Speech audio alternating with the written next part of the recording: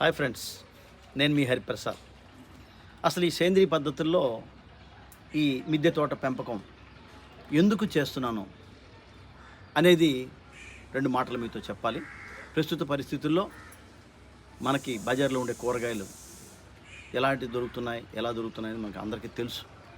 అయితే మనము మన సొంతంగా ఈ కూరగాయల్ని సేంద్రియ ఎరువులతో పండించి వారానికి కనీసం ఒక 4 డేస్ మనం వాటిని స్వీకరిస్తే ఎలా ఉంటుంది, ఆరోగ్యాలు ఎలా ఉంటాయి అనేది ఒక్కసారి మనం ఆలోచిస్తే తప్పకుండా చాలామంది ఇందులో ఇన్వాల్వ్ అవుతారని నా ఉద్దేశం.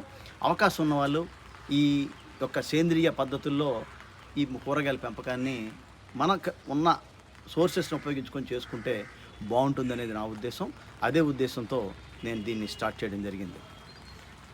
Okay friends.